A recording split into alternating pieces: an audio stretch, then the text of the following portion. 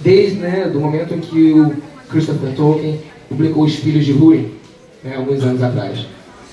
O último, talvez, das três grandes histórias tristes de Tolkien, e o momento onde você tem a primeira história de Tolkien, né, se nós pensarmos que ele escreveu isso convalescente, segundo o Humphrey Carter, tá, que está inclusive na presença da biografia que a HarperCollins acabou de publicar, né, porque essa edição que, para quem é fã de Tolkien sabe, está há muito tempo né, nos olhos e nas mentes de nós fãs, né, é melhor biografia, ou melhor dizendo, talvez seja a biografia, né, que é a biografia autorizada de Tolkien, e nessa biografia nos deixa bem claro que A Queda de Gondolin foi talvez a primeira história, né, que Tolkien escreveu convalescente ali, um pouco depois de sair com a Febre das Trincheiras na Grande Guerra, né, como nós chamamos agora a Primeira Grande Guerra.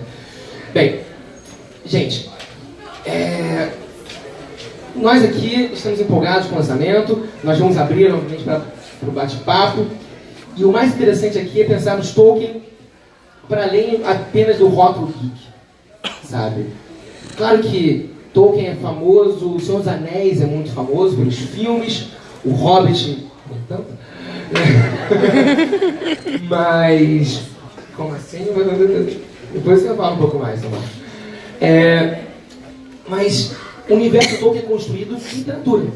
O legendário do Tolkien é construído não apenas pelo Hobbit ou pelo Senhor dos Anéis, que são as obras mais conhecidas e publicadas em vida pelo Tolkien, mas pelo legendário, pelo Silmarillion, pelos Filhos de Húrin, por Beren e Lúthien, recém-publicado lá fora, e que a HarperCollins, né, tem a intenção de trazer para cá, né, e pela Queda de Gondolin. Então, o legendário é um mundo mágico, enorme, gigantesco, da onde o Hobbit e o Senhor dos Anéis são na pontinha do iceberg. E nós estamos aqui vivenciando um momento muito interessante para quem é fã da literatura de Tolkien, que é esse esforço da HarperCollins Brasil, né, nesse projeto de trazer as obras de Tolkien revistas, revisadas, de trazer para nós aqui uma obra desse peso, né, para o debate, para a nossa leitura. O mais interessante disso tudo é pensarmos que esse projeto vai fazer aquilo que nós, fãs de Tolkien em literatura, sempre almejamos: que alguém tratasse Tolkien da maneira como ele merece, que alguém tratasse Tolkien da maneira como ele é no mundo todo, uma literatura fantástica, de fantasia, perdão, e cânone, conhecida, lida por todas as idades, debatida, né? E que é isso que nós queremos, é isso que, aparentemente, pelo que a HarperCollins está nos mostrando aqui, é o que ela está nos oferecendo. E quando eu vejo a publicação da Queda de Gondolin, ao mesmo tempo, lá fora e aqui, essa preocupação com a edição, quem já comprou, compre. A edição é incrível, é muito bem feita, e para quem já teve acesso à edição lá fora, a edição em português está realmente, né, com um esmero incrível, bem mais, assim, sinceramente, bem mais bonita do que a edição lá fora, original lá e tal, né? E está em português. Está em português, é esse ponto, né? E é isso que é o mais interessante aqui. Tolkien sendo tratado como ele deve. Tolkien sendo tratado como literatura cânone. Tolkien sendo investido pela HarperCollins Brasil, mas por nós também, que vamos comprar os livros, vamos debatê-los, vamos ler, vamos viajar, vamos entrar em Gondolin e tentar passar pelos seus 7 portões, né? Então, não estou dando spoiler não, né, gente? Gondolin cai, tá? Não sei se vocês sabem disso. Spoiler, né? Desculpa, tá? Deixa eu te cortar um pouco. Aliás, a gente está aqui com um Gondolin para cair a qualquer momento, né? Tá esperando, né? Vamos ter a queda de Gondolin, né? Gondolin está para cair a qualquer momento. O Gondolin já está caindo, inclusive. Então, meus amigos, o dia chegou, né? O dia chegou, o dia da Queda de Gondolin, o dia onde Tolkien, de fato, está sendo tratado como merece. E isso é importantíssimo.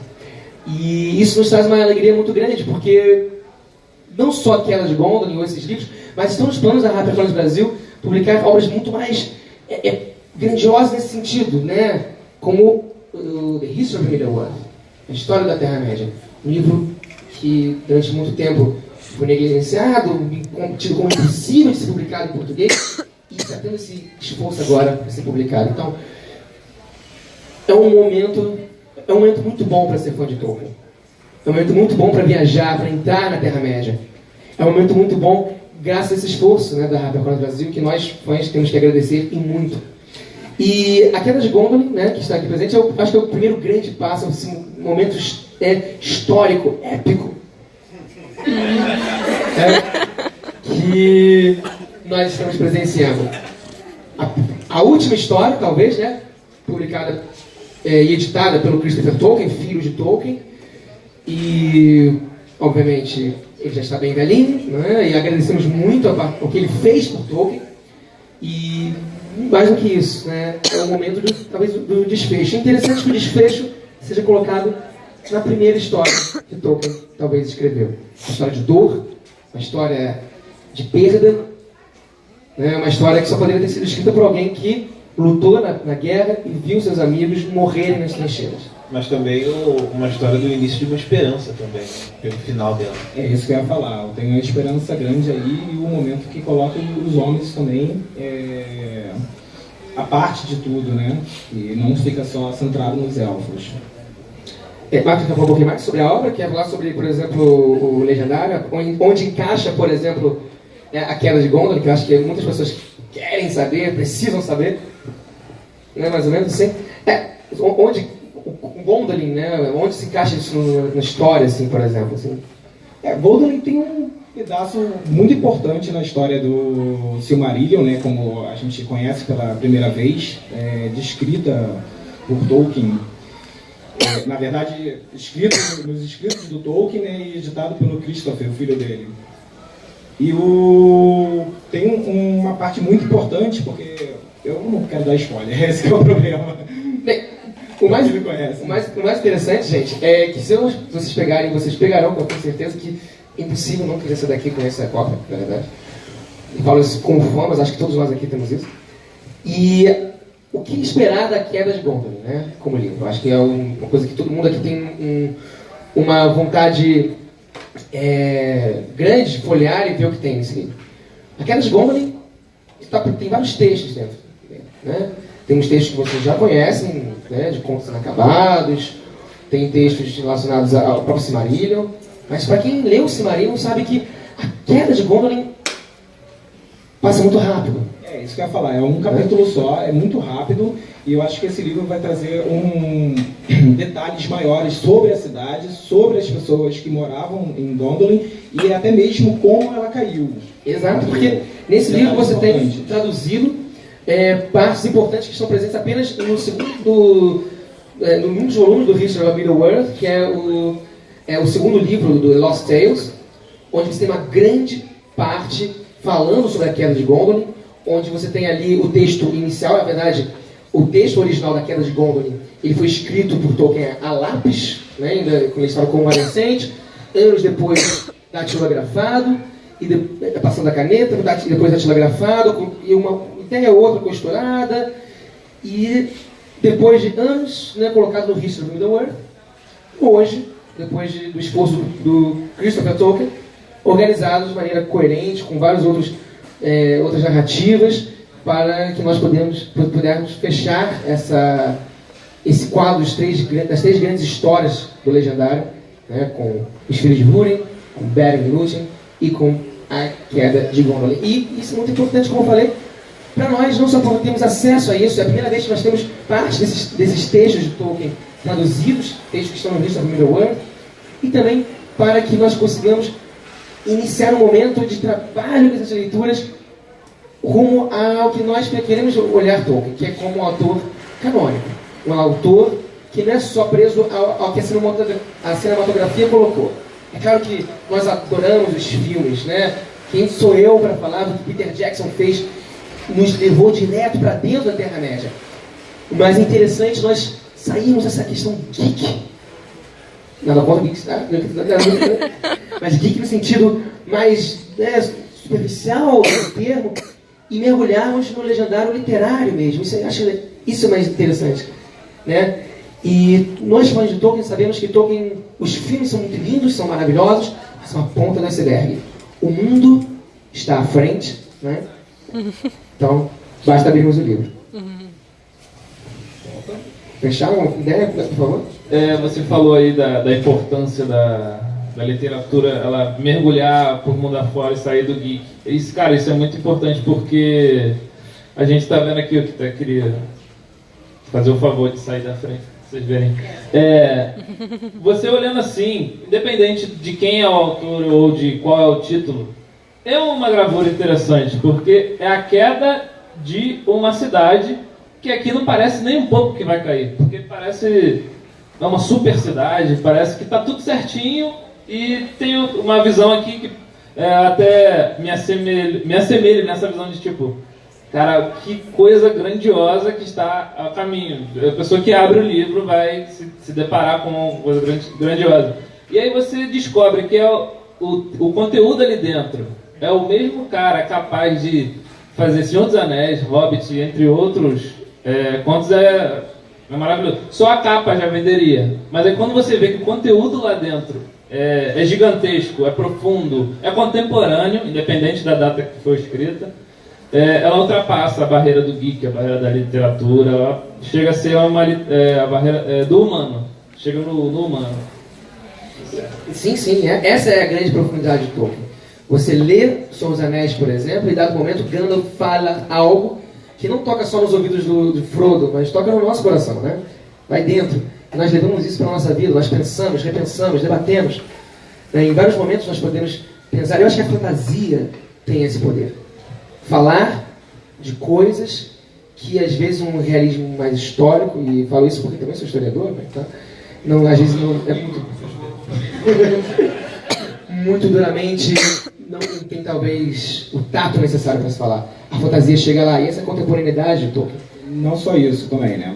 Levamos em consideração que Tolkien passa muito das vivências que ele teve durante a guerra, em questões de lealdade também, a relação com os amigos, a relação com a família, a relação com o ambiente que ele tinha, do próprio lugar que ele morava.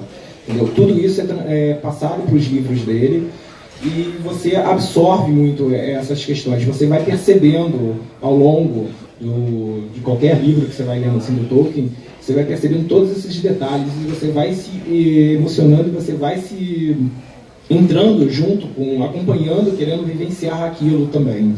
Você entra ali, você faz parte daquele mundo. Né?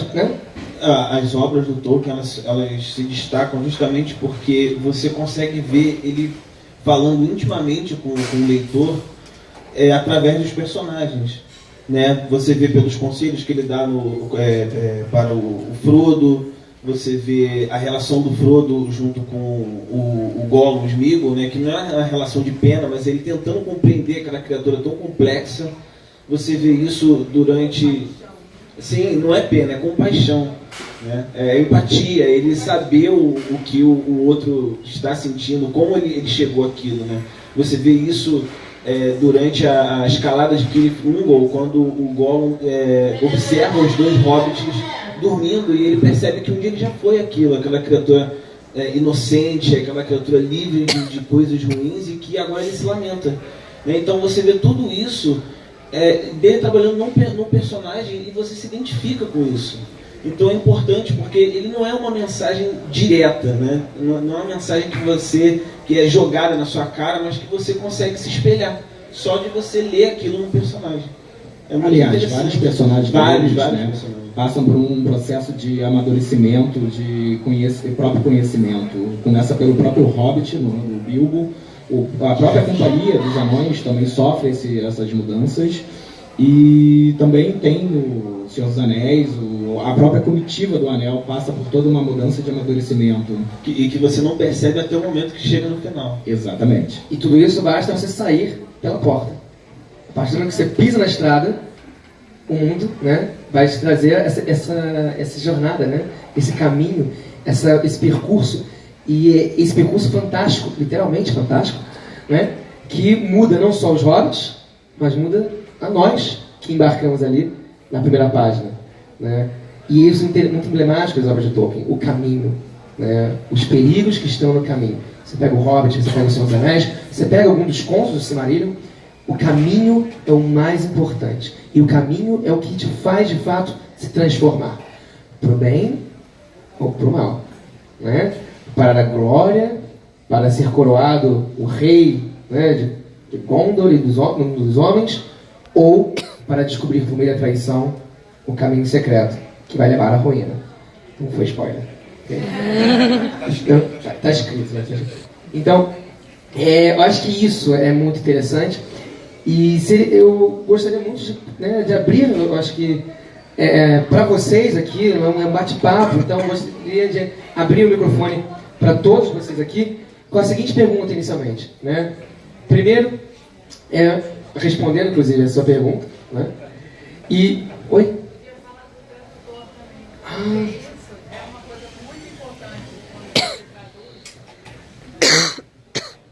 Queria fazer o jabá com o tradutor também, porque isso é uma coisa muito importante quando você traduz qualquer coisa de outra língua. Você não só as palavras, você tem que ver o que o cara está querendo passar, você tem que não só passar as palavras certas, mas você, dependendo do estilo de tradução, você tem que querer passar o estilo do cara.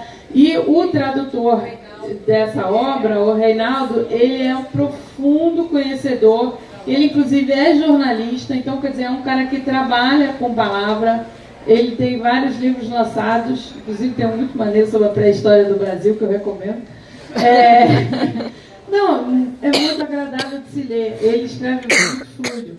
E, claro, como sendo um grande conhecedor, então, né, às vezes um negocinho que você fala, tá, isso aconteceu aqui. O cara que conhece é igual o seriado que você vê um negocinho, você conhece e fala, isso aqui tem a ver com aquilo ali lá atrás.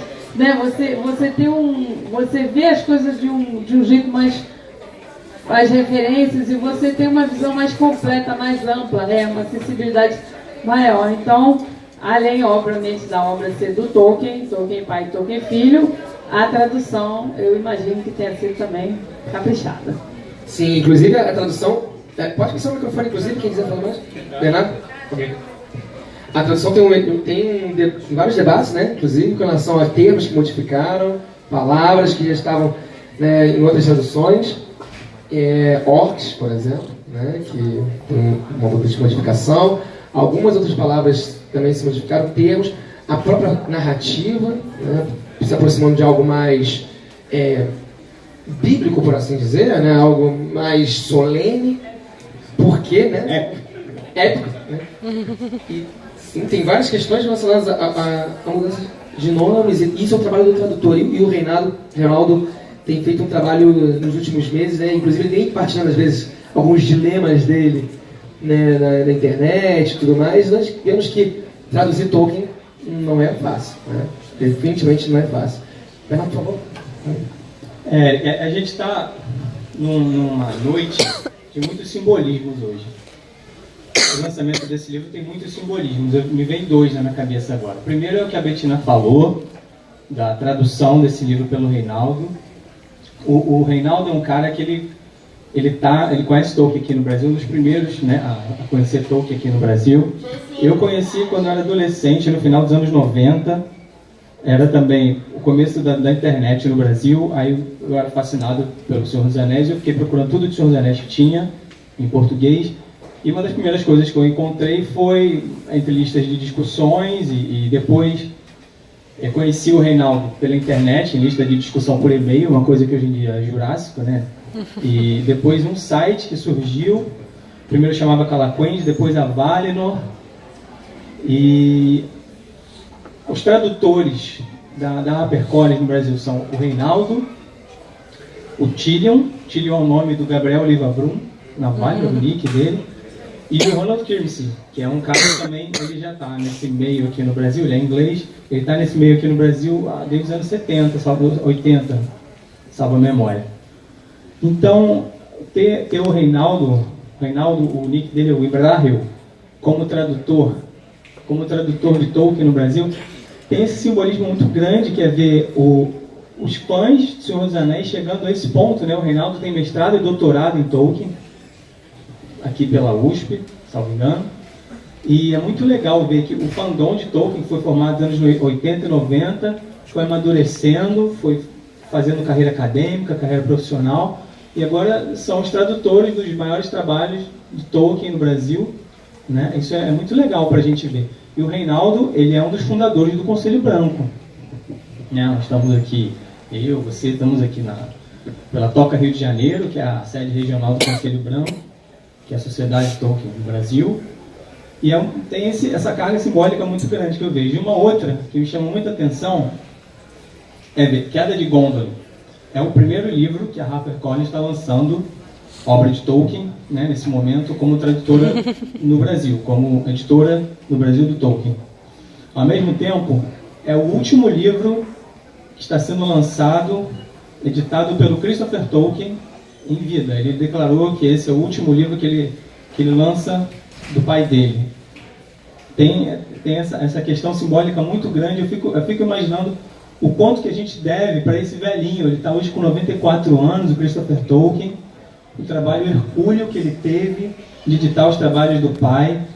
O Silmarillion foi lançado no final dos anos 70, foi por ele também, 77.